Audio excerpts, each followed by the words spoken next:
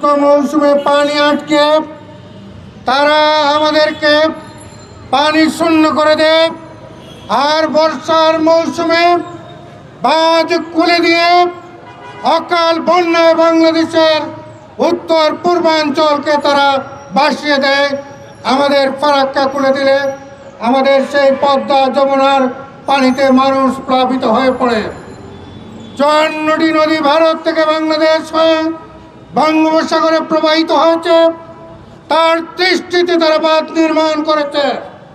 আমি অন্তর্বর্তী সরকারকে আহ্বান জানাই, আন্তর্জাতিক যৌথ নদী কমিশনের মিটিং আহ্বান করে এর মীমাংসা করুন, আর না পারলে আন্তর্জাতিক মানবতা বিরোধী আদালতে ভারতের বিরুদ্ধে মামলা করুন।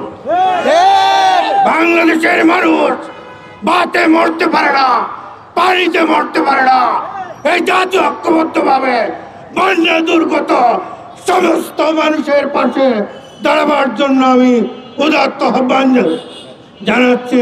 সবাই আমাদের ভাই, সবাইকে বেঁচে রাখার জন্য আমরা যারা সুস্থ আছি সবাই তাদের পাশে দাঁড়াই। এ দাঁড়ানোর মধ্য দিয়ে এই পানি আগ্রাসন আধিপত্যবাদী শক্তির বিরুদ্ধে একটা লড়াইয়ের সূচনা হবে, এবং আমি আশা করি অন্তর্বর্তী সরকার আন্তর্জাতিক আইন অনুসরণ করে ভারতের এই মানবতা বিরোধী অপরাধের জন্য প্রয়োজনীয় পদক্ষেপ গ্রহণ করবে। তাদের নদীর বাঁধ খুলে দিয়ে আমাদের লক্ষ লক্ষ মানুষকে পানিতে ডুবিয়ে মারার গভীর ষড়যন্ত্রে লিপ্ত হয়েছে। আমরা আজকে তীব্র নিন্দা ও ক্ষোভ জানিয়ে বলতে চাই, অনতি বিলম্বে এই বাঁধ বন্ধ করে বাংলাদেশের বিস্তীর্ণ জনপদের লক্ষ লক্ষ মানুষকে বেঁচে থাকার অধিকার ফিরিয়ে দেওয়া হোক। যদি তা না করা হয় তাহলে এই দেশের 18 কোটি মানুষ ওই ত্রিপুরার দিকে যদি মার্চ করে তাহলে কি পরিণতি হবে আমরা তা বলতে চাই না।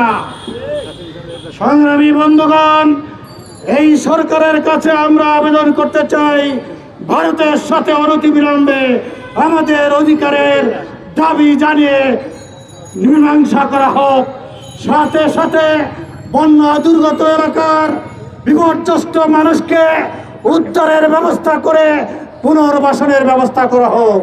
প্রিয় দেশবাসীর কাছে আবেদন জানাচ্ছি, বন্যা কবলিত মানুষের পাশে, অসহায় মানুষের পাশে যার যতটুকু সামর্থ্য আছে তাই নিয়ে দাঁড়াবেন।